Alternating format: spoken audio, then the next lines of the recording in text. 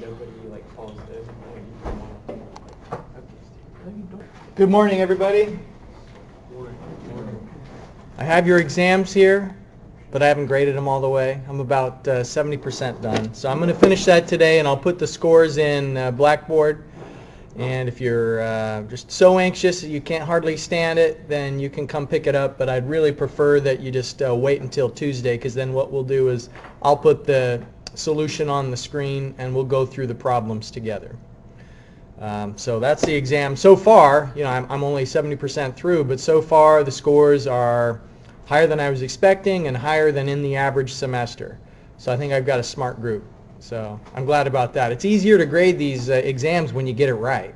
So you're making my job easier by being smart and working hard. All right, so let's go through a couple of announcements here. I guess I need to turn on the display for you to be able to see it.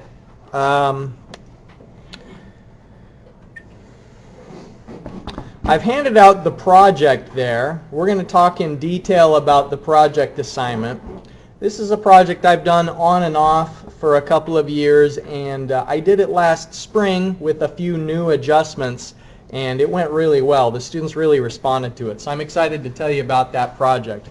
The next homework assignment is due a week from today, homework 7. So later this afternoon I'll post that assignment on Blackboard, and if you'd like to get an early start on that, you can. In addition to talking about the project, we're also going to do an analysis called Unrecovered Investment Balance, and we've actually kind of done something very similar to that already. So in some ways it's a review, an extension of something you've seen previously, and the same is true of valuing bonds. We've talked about what a bond is, and you've done present worth analysis, and so we're going to apply the two together today with an extension on what you've heard before about bonds. Any questions before we start talking about the project? Yeah. I noticed that it was on the syllabus or the schedule, but you never went into detail about that. Why didn't you put it on there? That what? The project or the description of it. I've just given you the description of the project, right? So that's the detail. Yeah, we're going to go over that today. So rather than putting the assignment in the syllabus, I've decided to hand it out separately. Are there other questions? All right. The project is 9% of your course grade, and it's due on Tuesday, the 12th of November.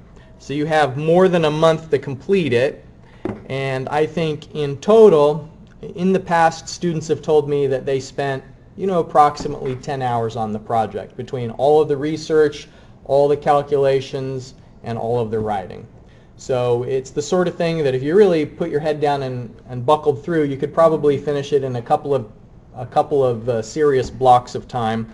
I don't think it's the sort of thing that you could start on Monday, November 11th, and end up doing a very good job, because you're going to have questions, you're going to need to edit and revise and review.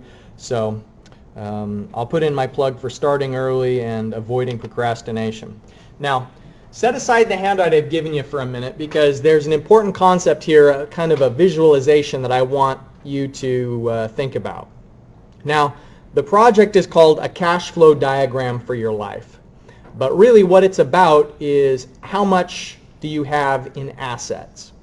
And so in environmental engineering and in some other fields as well, we often do something called a mass balance.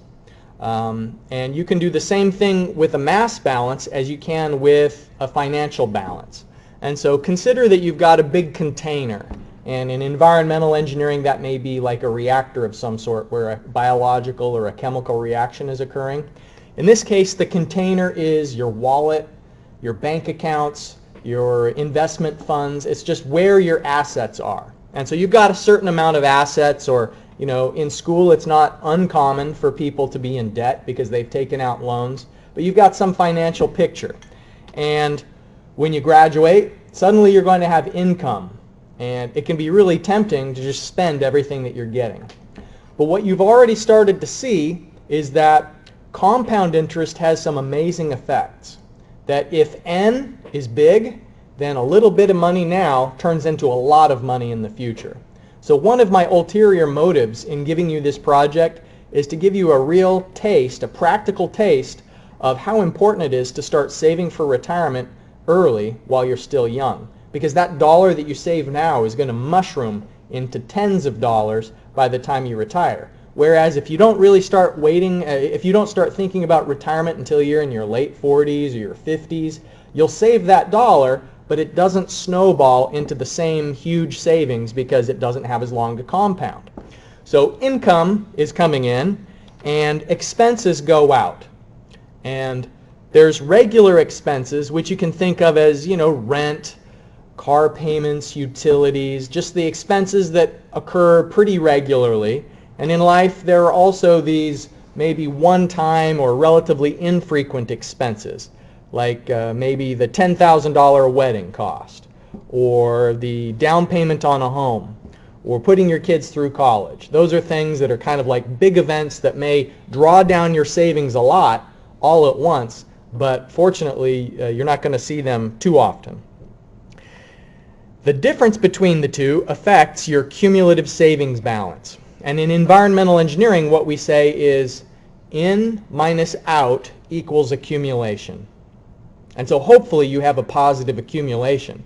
When it comes to savings, you want that bucket of money to keep getting taller and taller and taller.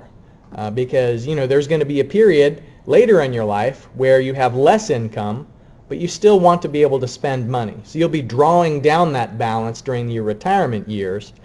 And during your working years, your goal is to try and get that balance to grow.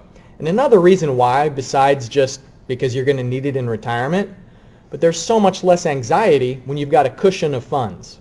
When you know that you could get sick, or your car could wreck, or life could throw you a curveball and you'd still have the cushion of money you need to get through it, that really helps to alleviate a lot of anxiety and stress. So money can work for you or can it work against you, but the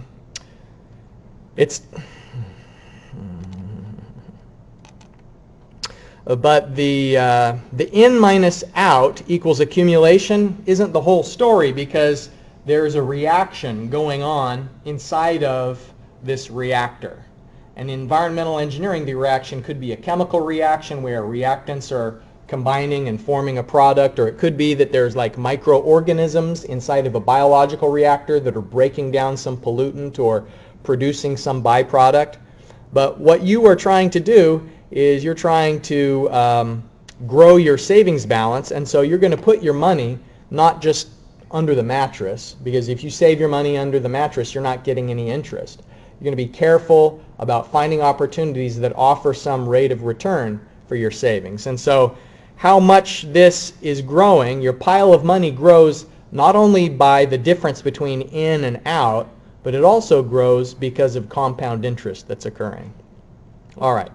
Now, at this point, as well. It's here. If you lose the paper copy that I've given you, it's also here in Blackboard.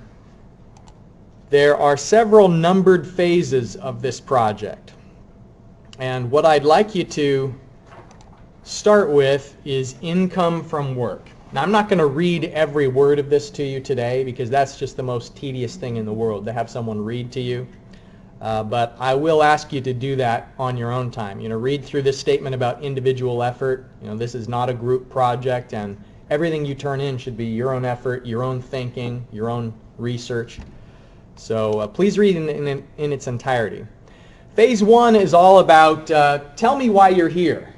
Like, why are you getting a degree? You must have a certain job in mind that requires a degree in engineering. Most people don't get a degree in engineering just because they thought it would be interesting, and then they're going to go be a plumber, or then they're going to go be an English teacher.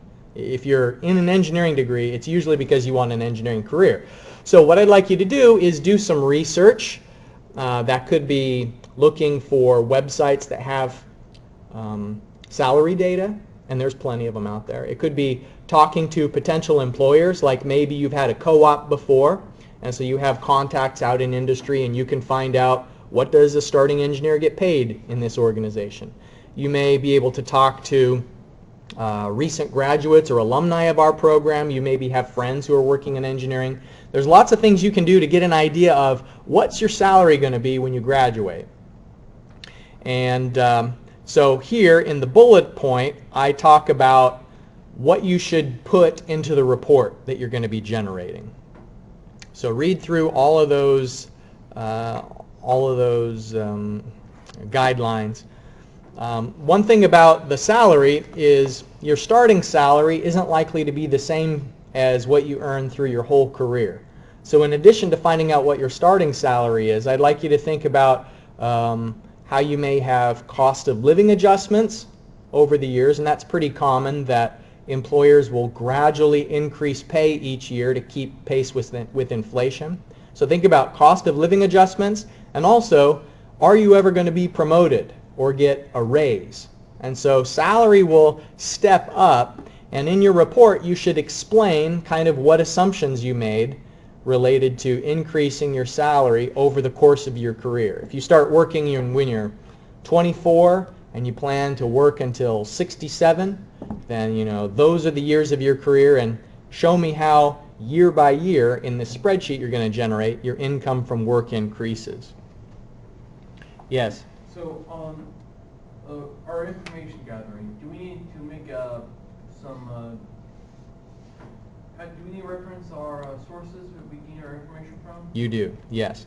And at the end of the document I explained to you that the report should include a list of references, and the citation style that I prefer is author, comma, date, in the text, and then at the end of the text, if you're referring to a website, for instance, you need to include more than just the link. You need to put the name of the organization that operates the website, the date that you accessed it, the author, if that is known. So just a link isn't going to be an adequate reference. And when you use a certain piece of information in your body text, you need to identify what that source was. And so all of the regular citation rules that you've learned in your previous writing courses should apply. All right, so part one is fun. It's thinking about income, and it will help you to appreciate the light at the end of the tunnel. When you start thinking, I'm going to graduate from here and I'll start making $60,000 a year, and you think, wow, that's going to be great to get a steady paycheck like that. Part two is to consider what your expenses might look like, not just when you come out of college, but over the course of your lifetime. Maybe when you first graduate, you're going to move into an apartment for a few years, you're going to continue to drive your old car for a few more years, but look beyond that immediate horizon and think about maybe when you start to have expenses related to, a family, or expenses related to, are you going to change your diet? Are you going to keep eating ramen for the entire 40 years of your career? Or are you going to suddenly develop an appreciation for the finer things and want to spend a little bit more on groceries? Are you going to have a better cell phone plan? Are you going to drive a nicer car? Just budget those things in your analysis of your regular expenses. And so those regular expenses will start at one level, but they won't stay the same through 40 years because, inflation is driving costs up. They won't stay the same because the size of your household could change. You may plan on a move to an exciting and expensive city. The cost of living here in Huntington is different from the cost of living in Los Angeles, San Francisco, or even Columbus. So think about all of those factors and then describe the information that you found. And basically, these sections, income, regular expenses, just to give you a sneak preview of where this is all headed, is you're going to create a table at the end of your report that says year by year, what was your income, what were your regular expenses during that year, extraordinary expenses, and then the difference between income and expenses is how much you were able to save during that year. So, in minus out, your income minus your outflow is the savings for that year. And then over in this column we have savings balance. And I don't want to talk about that quite yet, but I'm just giving you a preview that these report sections, it's the foundation for the research, and you're explaining to me what I'm going to see in this table. Now, I think one of the reasons this project has been successful in the past is that people are interested in their own lives. And so in a way, you're getting credit in a class to do a budget and a projection for your own life. And so I think it's kind of like a win-win scenario, that you're both applying what you've learned and getting some additional experience with engineering economy at the same time as getting excited for your career and the financial aspects of that. So any questions about regular expenses? I've already told you the sorts of things that should go into extraordinary expenses. Those are the costs that maybe would just occur in bursts. You know, maybe in year 5 after graduation is when you get married. Maybe year 10 after graduation is when you buy a house and suddenly need to draw down your savings a bit in order to have the down payment on the house, and so on and so forth. Those are the extraordinary expenses. Now, during retirement, you need to have a separate analysis related to what your expenses will be, because how you spend your time is radically different during retirement. You're no longer going into the office. Now suddenly you're casting about the house looking for something to do, so you're going golfing, you're going on trips, you're buying a motorhome, whatever the case may be. What appeals to you, you need to look at the financial consequences of your retirement period and how your expenses may be different. Now, investment is asking the question, all right, so during all of this career, where are you putting your money? So you need to analyze certain financial opportunities. You need to analyze, is there a certain mutual fund that you think you would retire in, invest in? Is there a stock that catches your eye? Are there real estate opportunities or savings accounts? And what I say in the assignment description is that if you're overly simplistic, if you just say, well, I'm going to put all of my retirement money into one savings account. Well, that's not realistic, because your employer won't let you do that. Like here at Marshall, you're forced to participate in their, what's the equivalent of a 401k. And maybe you've heard of that before. It's like an employee-sponsored retirement plan. You can't just have all of your savings in a savings account, because you have to establish this account with TIAA-CREF, and an ordinary savings account isn't one of the options that's available. So you need to kind of have a blended portfolio and come up with a weighted average. Remember how we've talked about weighted average cost of capital? Well, you'll come up with a weighted average of your expected return. If you put a little money in bonds, a little money in stocks, maybe some money into savings accounts, and then you find out the average rate of return. In the investment section, you're telling me the interest rate you're assuming for how quickly your savings is going to grow over time. Yes? Now, about retirement expenses, so are we going to include up to like we work to like 40 years? And Yeah. 20 years after? So he's asking, how long should you account for? You should account for until you die. So this is where the project gets a little bit like gruesome, right? Is you got to say, well, I'm going to live to 90. You got to predict your death date, or maybe be conservative and say, well, let's just see what happens if I live to 100. Most people don't make it quite there. So, you are starting at age, let's just say 24, and that's year of your career 0, and you're going on and on and on until death. So let's just maybe say 100 is the age. Now what you'll see is that your savings are going to do this. They're going to go up. And anybody know why the curve is getting steeper? That's what happens when you've got compound interest. That's the effect of compound interest. And your salary will go up. And so you may be able to save in absolute terms more dollars. So then retirement, you're going to be spending more than your savings. And so for most people, they'll see it going down. And I say in the project that this is kind of an iterative process. What you're doing is you're trying to balance your expenditures with having enough money through the entirety of your life. And so you may say, well, actually, I'm just going to eat bread and water as I'm retired, and I'm going to live in a cardboard box, so my savings go on forever. Well, come on, be realistic. Spend a little more money, have a nice retirement, and just show me that by the time you get to death, you haven't gone below that horizontal axis. Me personally, what I want to do is I want to spend every dollar I've got and leave my kids with like checks that bounce. That's my objective, is to spend it all.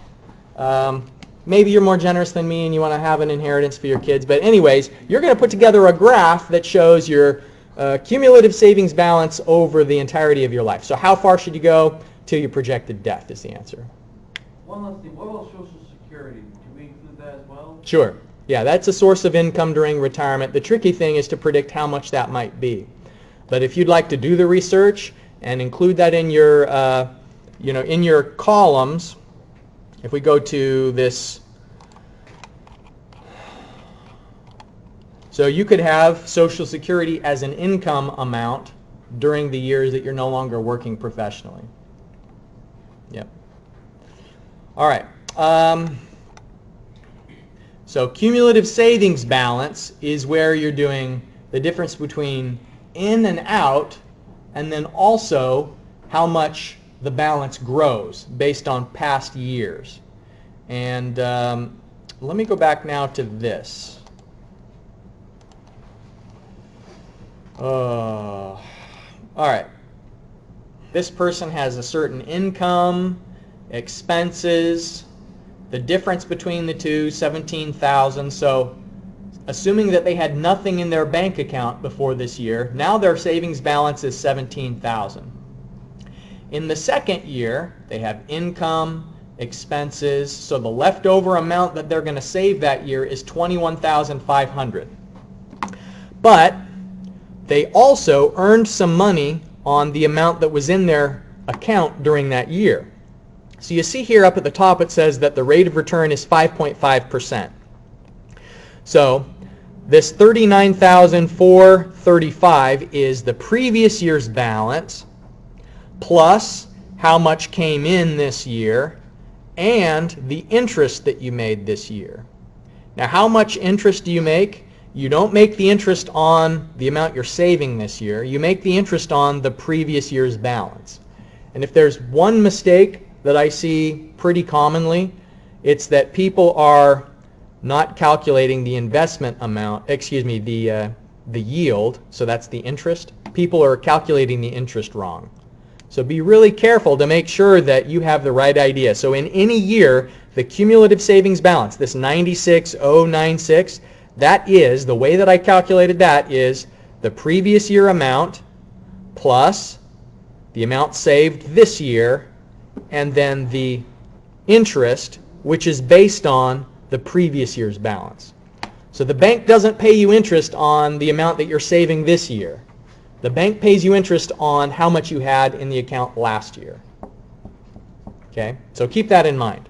But this is the spreadsheet that I'd like you to prepare, and in the report what you can do is you can graph age versus cumulative savings balance. And that's pretty interesting to see.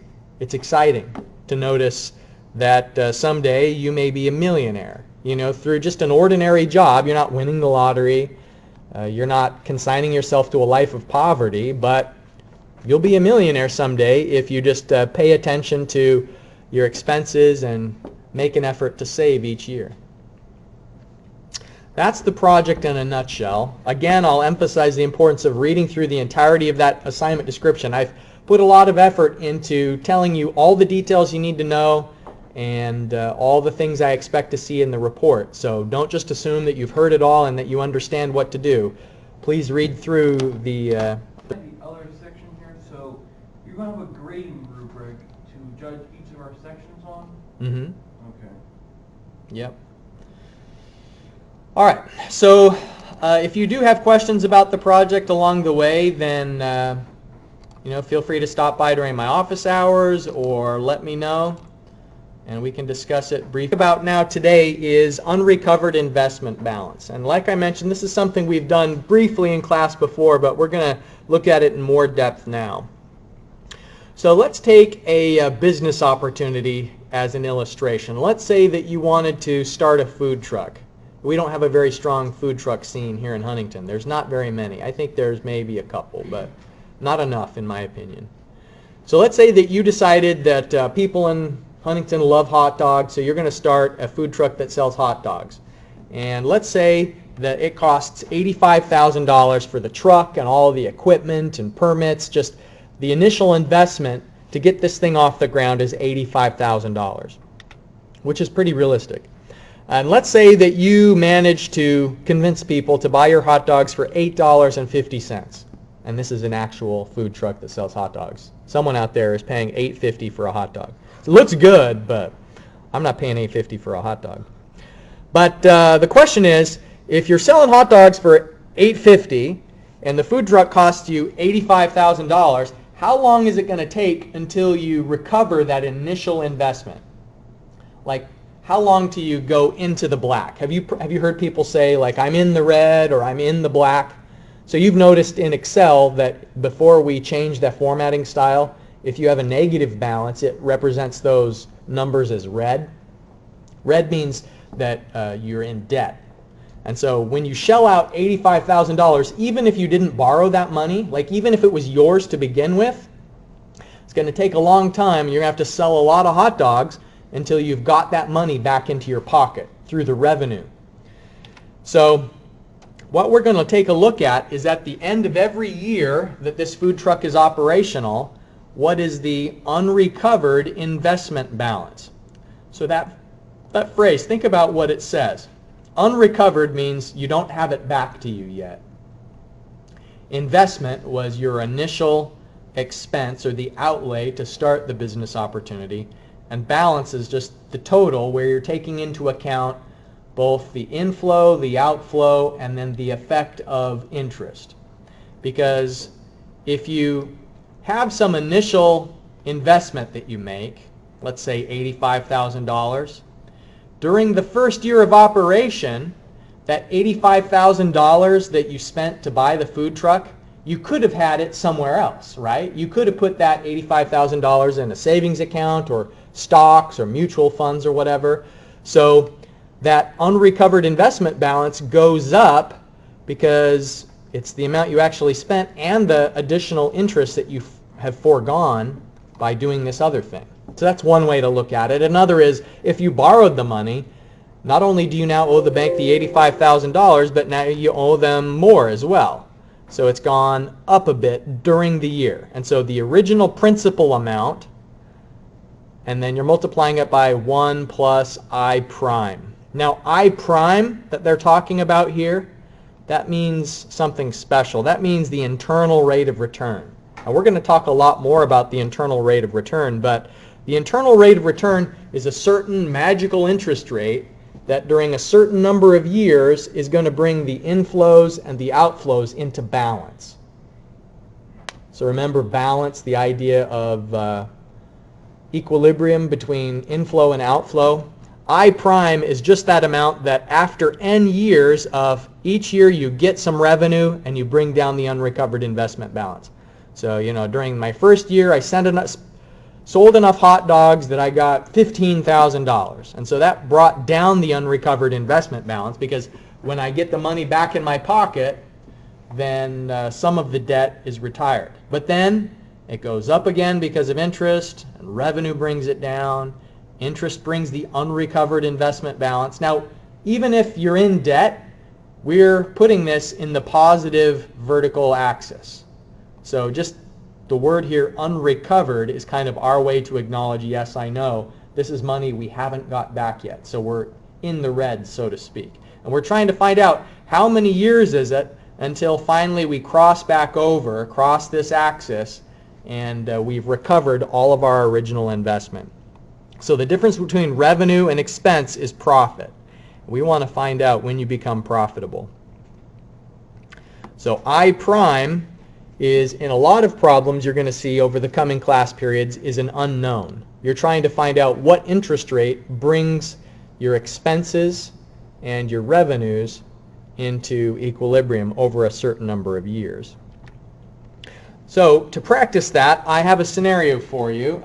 Here's the in-class exercise, and if you've got Excel handy, hopefully you can fire up your computer or log on to the machine there.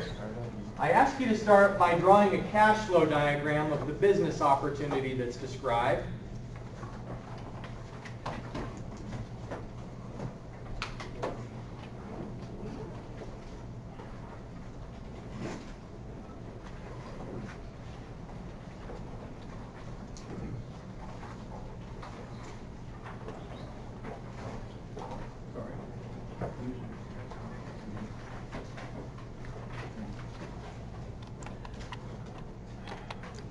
Okay, so notice that, let's see, yeah, you're going to use the table lookup method to find out the annual payment amount. So you're going to draw the cash flow diagram, find the annual payment amount, and then on the back side of the paper, I ask you to fill in the blanks on this figure. And the reason why I have you do that is just it'll help you to visualize what's happening during the unrecovered investment balance. But the spreadsheet part of this, you'll notice each of these columns has a number, and I've got the formula that you should put in for each of the cells, column by column, here underneath the table.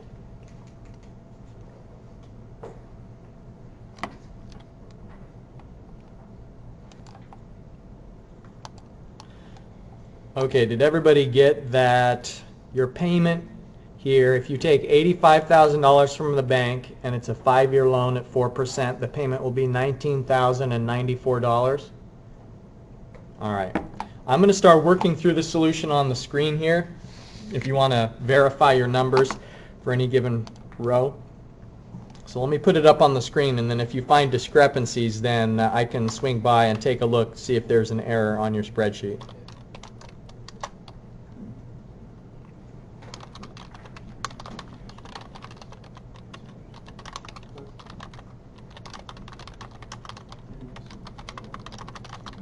By the way, do you know what to do when you've got a lot of text in a cell and you don't want to make the column this wide, right?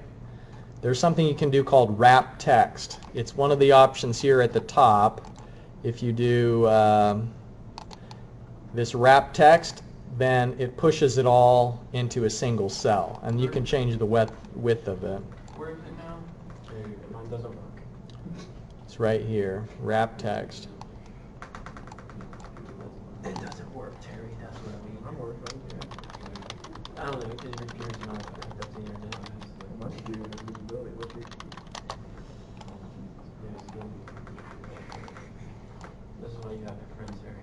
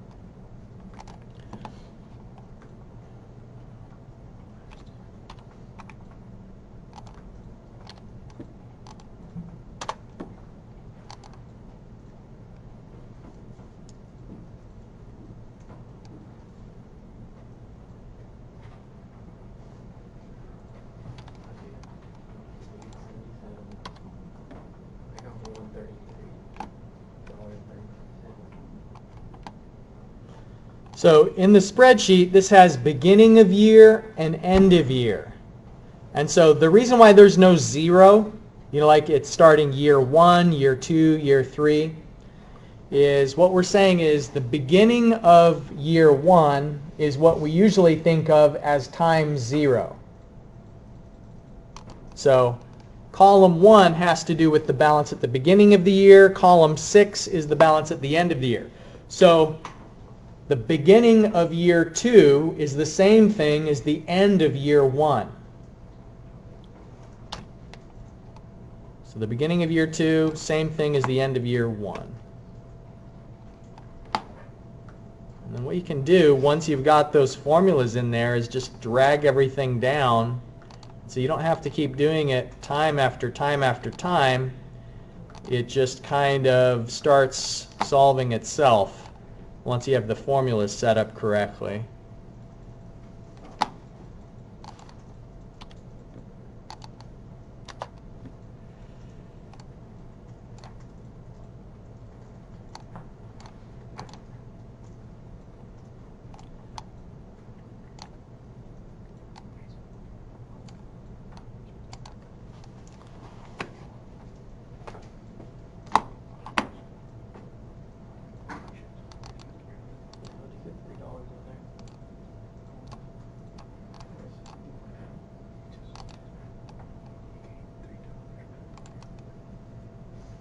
It should be close to 0 at the end.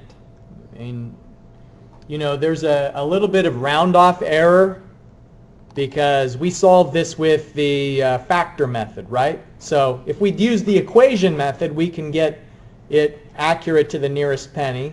But in the factor method, if we look up a factor that has 1, 2, 3, 4, 5 digits in it, then that means our payment amount really is only accurate to 1, 2, 3, 4, 5. So maybe you used 19094. In my case, I typed in the 19093.55, but it's not going to get perfectly to 0 if you're using the factor method, and that's okay. What this illustration is showing is that over the course of the loan, you get to 0 balance, and the interest rate that made that happen was 4%. So you can pay off your food truck in 5 years if you are giving the bank $19,094 to cover the cost of that year's interest and principal. So we're splitting out how much of that payment that you give to the bank is covering that year's applicable interest versus actually bringing down the balance of the loan. That's why we differentiated between the interest amount and how much goes towards principal. Okay, so now that you've got these numbers, you can fill in on the back side of the handout. There's that figure of the declining balance over time. So that is going to look like this. And it's just showing that you started with $85,000, it went up because of interest, and then down, up, down, and eventually crosses the axis, and you no longer have an unrecovered investment balance. I guess from values from column 6, I didn't write that in here in the solution I've got.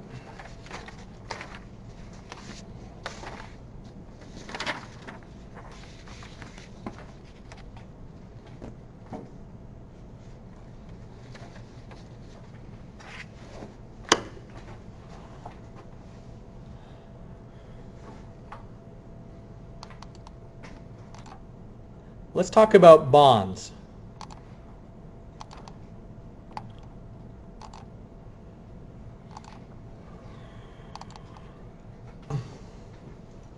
Bonds are one of the ways that companies can raise money when they want to pursue new projects or buy new equipment.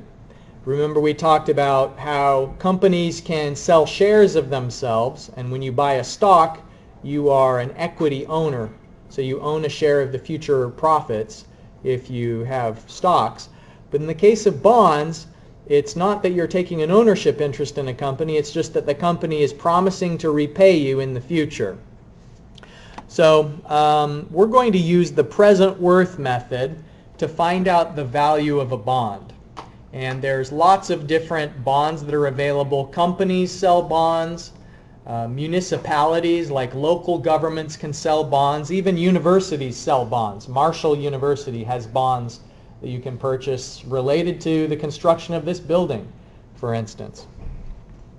Companies also sell bonds. And sometimes the bond prices will vary over time. Like this is some data that I took a few years ago from a website where you can buy and sell bonds. And you'll notice that on that website they rate the bonds, and we've seen this before, like AAA, AA3, just kind of like how trustworthy the borrower is in the estimation of a credit rating agency. This interest rate, 1.125, is the interest rate that the bond itself is paying. But the thing is that although each of these bonds originally sold for $100 each, now the price on the secondary market isn't $100. And the thing about a bond is usually it has a pretty long time frame. You know, you'll buy a bond from a company and they're not promising to pay you back for 20 years or maybe even longer. And because not everybody wants to keep the bond for its entire lifespan, there's a secondary market where the bonds can be resold to a third party. So if you buy a bond but then you need your money, you can sell it to someone else. But usually when you buy or sell a bond on the secondary market, it's going to have a different price than its original purchase price. And the reason for that is that during the time in between the original purchase and then when it's being resold, maybe the company is more or less secure than it was originally, and so people are thinking about the risk a little bit differently. That can be one of the factors that changes the price of a bond when it's resold. But another really important factor is just what's happening to interest rates out in the economy. So like if I hold a bond that's only paying 2% interest, and now suddenly interest rates all over the economy go up, and like you can go to a savings account that's FDIC insured, and now you can get 4% out of that savings account, and my bond is only paying way less than that. Well, suddenly my bond is less valuable than it was before. But now think about it the other way. What if I own a bond and it's a secure company and they're promising to pay 6%? So they're paying a pretty good rate of return. But suddenly the economy has the interest rates go down. You know, the Federal Reserve maybe reduced the interest rates to try and stimulate the economy or whatever reason. Bonds like that just aren't available anymore. Like there's no more companies that are selling their primary bonds for 6%. So this one that I have is suddenly more valuable. So if you wanted to buy my bond, which I originally paid $100 for, you're going to have to pay me more than $100 to give you a bond that's paying 6% interest, because there's nobody else that's paying 6%. And so the value of a bond can change over the years. Here's the formula that tells you the value of a bond today. A bond it looks more complicated than it is. It's not complicated. Don't be intimidated or impressed by this. It's really simple. There's only two parts. The value of a bond is, number one, has to do with its redemption price. That is, how much is the company going to give you at the end of the bond's life? It's going to be a lump sum. The other component of a bond's value is related to the interest payments. Periodically, usually the most common thing is that a bond will pay you quarterly. And so every quarter, which means every 3 months, this company is giving you a little bit of money. And so we want to find out the present value of those two things. A lump sum in the future, and then an annual series. So all you have to do is discount the lump sum to the present with a P/F, because that big amount that the company's giving you at the end when the bond matures is a future value, and we want to find the present value of it. And then those interest payments that they're giving you every quarter until the bond matures, that's an annual series. And so you're doing a P/A on the interest amount and a P/F on the redemption price. So maybe in some ways it's better to just not look at the formula and not look at the definitions, because you know there's two things that make its current value. And you know, R times Z, well, that's R is just the interest rate that the bond, that the company is promising to pay you, and Z is the original face value of the bond. So if the bond face value is $100 and they tell you that they're paying 3% per year, then you'd need to find out what's the interest rate per period. And that's maybe the one thing that's a little tricky is, you know, if a bond is paying 4% per year and they pay their interest quarterly, then that means it's 1% per quarter. So be careful about R should be the bond rate per period. And that's a nominal rate. It's not effective because we're looking at it on a per period basis, not on a per year basis.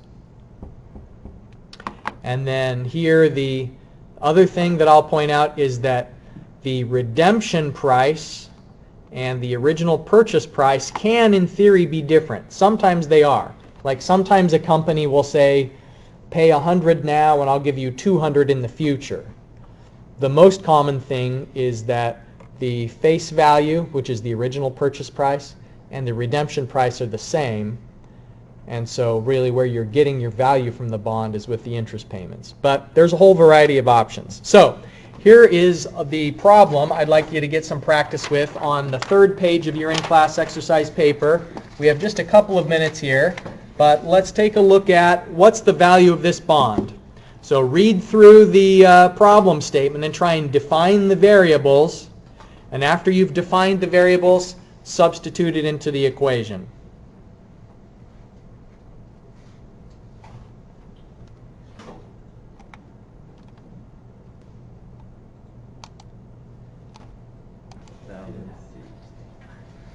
All right, so let me get the solution to this one up on the screen. Let's see. What is the value of that bond? So if it is 6% per year, and semi-annual means that there's two cycles per year. So 20 periods, the bond rate is 3% per period. The yield that I want is 4% per year. So the way that you achieve a yield that's higher than the face interest rate on the bond is you have to pay less than the face value of the bond. So if the bond was originally $1,000, if I pay less than $1,000, then in a way what I'm doing is I'm getting more return than the 3% per year, 3% per period that the company is paying me. Both because, you know, I'm going to get the redemption lump sum, and also the amounts over time. So you can see the substitutions that I've done, and what we ought to end up with is that there's $864.11 is the amount I should pay in order to get that that sweet 4% per period yield, which is 8% per year. All right, so you're going to get some practice in the homework on bond problems as well. That'll be second nature for you. You're going to be bond traders by the end of this. All right, let's just take one last look at the announcement. So homework 7's not posted yet. It will be posted later this afternoon, so you can get started on that. You've got a week to solve it. And read through the project. Even if you don't start on the project yet, read through it so that you can start thinking and dreaming about how rich you're going to be by the time you retire. All right? I'll see you next week.